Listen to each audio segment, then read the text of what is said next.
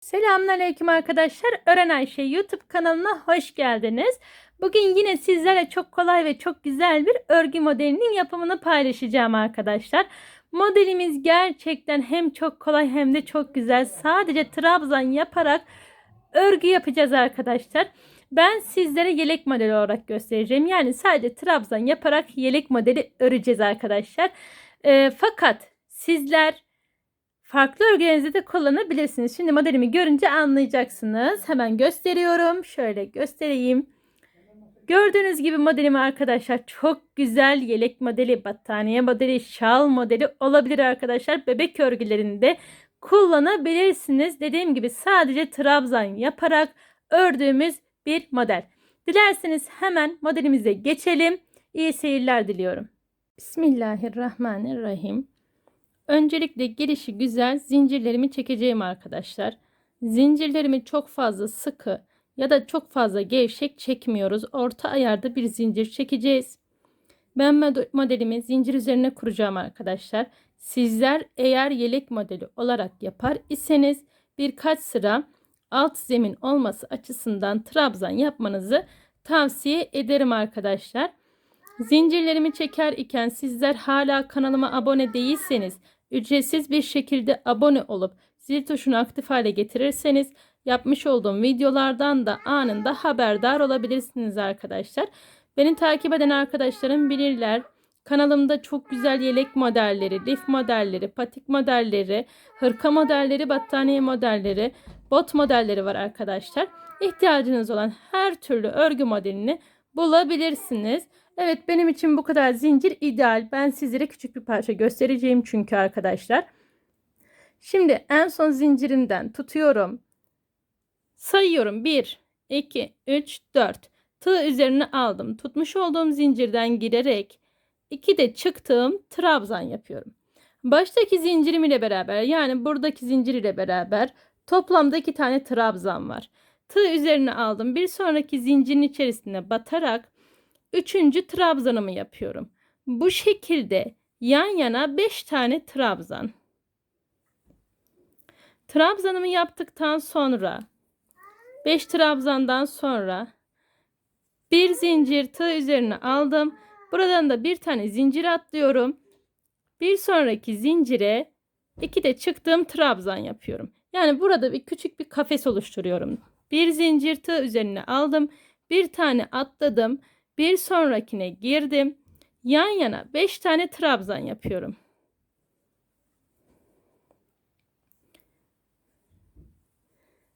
Üç, 4 ve 5. Bir tane zincir çektim. Tığ üzerine aldım.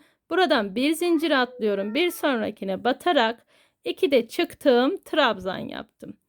Bir zincir tığ üzerine aldım. Bir tane zincir atlayıp yine yan yana 5 tane trabzan. Bu şekilde modelimizi koymak için yuvalar oluşturuyoruz arkadaşlar.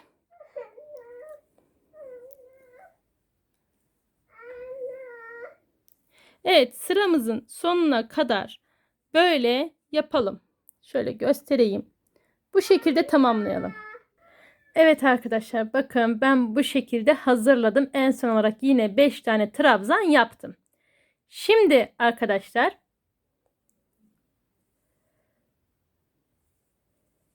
4 tane zincir çekiyorum. Geriye döndüm. Tığ üzerine aldım.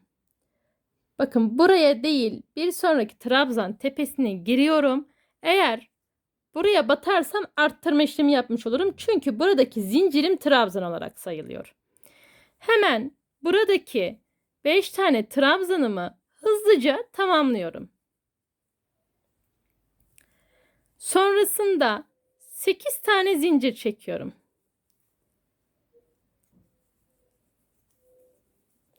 Zincirlerimi tamamladıktan sonra bakın aşağıdaki sıranın ilk trabzanına dibinden böyle batıyorum. Ve kaydırma tekniği ile sabitliyorum. Bir tane zincir. Şöyle bu zincir çekmiş olduğum yeri şu şekilde çeviriyorum arkadaşlar, ön tarafını. Sonrasında hemen ilk zincirin içerisine batıyorum. Kaydırma tekniği yapıyorum. Tek tek her bir zincirimin içerisine batarak kaydırma tekniği ile örüyorum.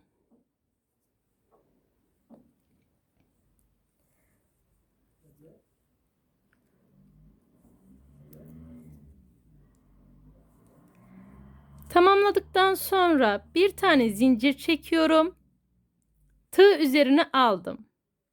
Burada bir tane trabzanım vardı. Bu bir trabzanın sağından girerek solundan çıkıyorum ve trabzanımı tığ üzerine aldım. 2 de çıkarak bir trabzan yaptım. Bir tane zincir, tığ üzerine aldım.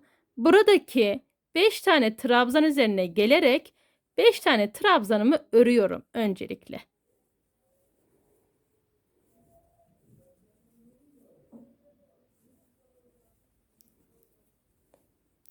Trabzanlarımı tamamladıktan sonra 8 tane zincir çekiyorum.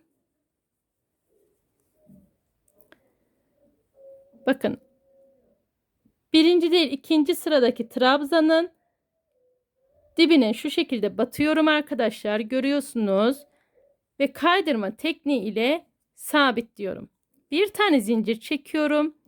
Zincirimin şöyle ön tarafına, tersinden değil ön tarafından her bir zincirin içerisine batarak kaydırma tekniği ile örüyorum.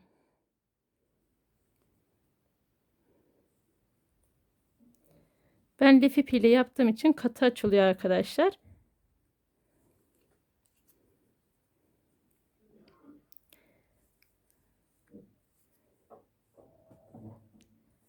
Evet, bu şekilde zincirlerimi tamamlıyorum.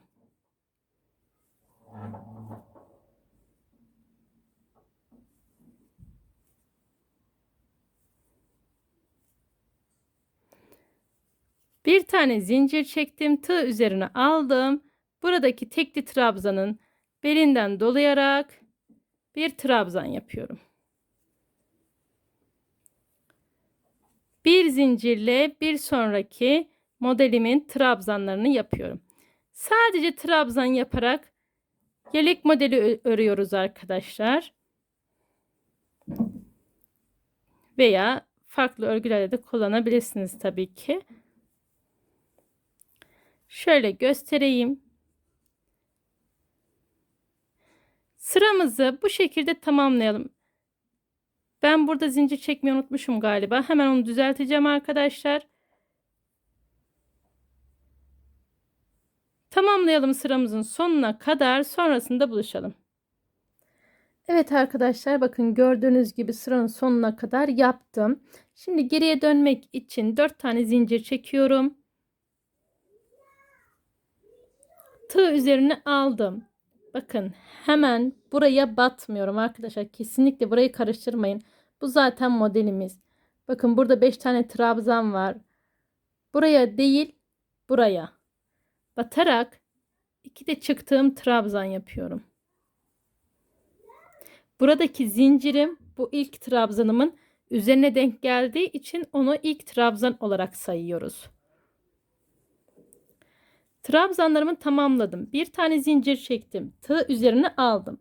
Bakın, bu aradaki trabzanımı modelimi şu şekilde çeviriyorum ve böyle alıyorum arkadaşlar. Bakın, burası tersi ya. Ön tarafını çeviriyorum.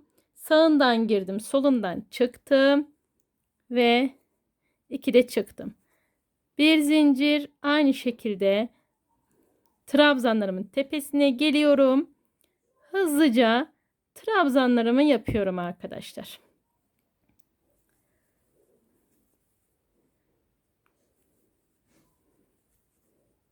Bir zincir, tığ üzerine aldım.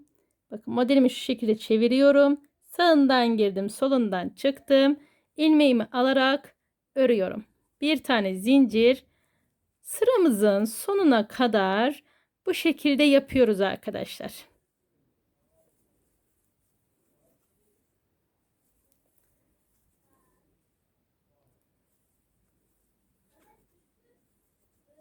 Evet. Şöyle göstereyim.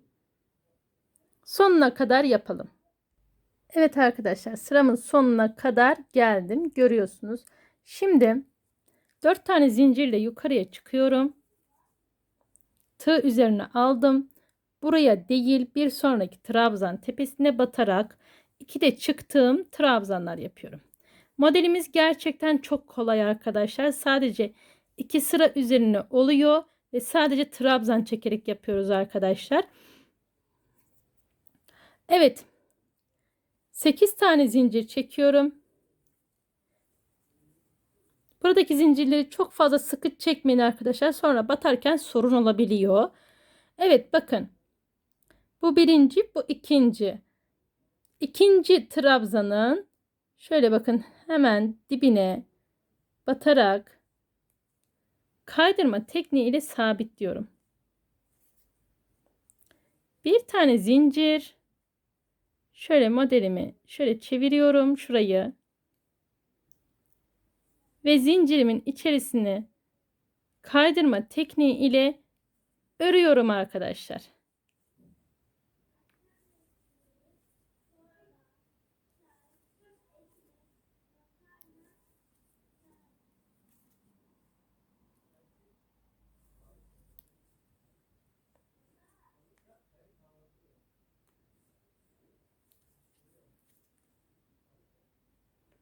Evet, en son zincirime de battıktan sonra bir tane zincir çekiyorum.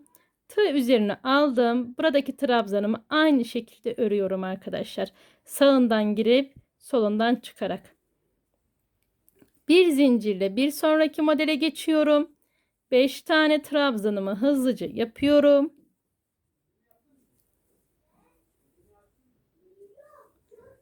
Sekiz tane zincir çekiyorum. Buradaki bakın trabzanın dibinden giriyorum.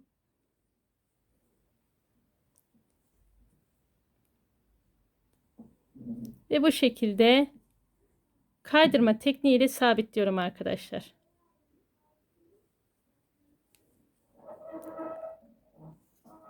Bir zincir, zincirimi çeviriyorum. Tersinden batmayın arkadaşlar lütfen. Çok hoş bir görüntü olmuyor çünkü.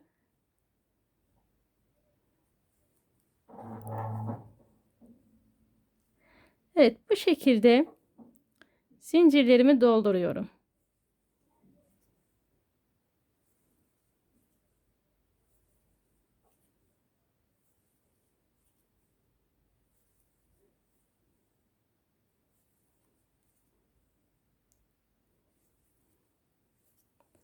Bir zincir, tığ üzerine aldım. Bakın, buradaki trabzanın sağından girdim, solundan çıktım ve örüyorum. Şimdi şöyle göstereyim arkadaşlar. Evet, anladığınız üzere modelin yapımı bundan ibaret arkadaşlar. Ben şimdi modelimi sizler için birkaç sıra daha büyüteceğim. Sonrasında final için buluşacağız arkadaşlar. Evet arkadaşlar, gördüğünüz gibi ben sizler için birkaç sıra daha yaptım modelimi. Ben çok beğendim arkadaşlar. Umarım sizler de beğenmişsinizdir. Özellikle bebek battaniyesi, bebek yeleği, bebek hırkası, bayan yelek modeli, çeyizlik yelek modeli, e, şal modeli çok güzel olur diye düşünüyorum. Umarım sizler de benimle aynı fikirdesinizdir. Ben lif ipiyle yaptım. Fakat sizler angora tarzı iplerle de yapabilirsiniz arkadaşlar. Eğer battaniye modeli yapar iseniz de lif ipi kullanabilirsiniz. Bunda hiçbir şey yok. Şöyle arkasını da göstermek istiyorum. Dediğim gibi sadece trabzan yaparak çok güzel bir model elde ettik arkadaşlar bugünkü videomuzda. Evet, benden bugünlük bu kadar. Beni izlediğiniz için çok teşekkür ederim. Bir sonraki videolarımızda buluşmak üzere. Allah'a emanet olun. Sevgiyle kalın. Hoşça kalın.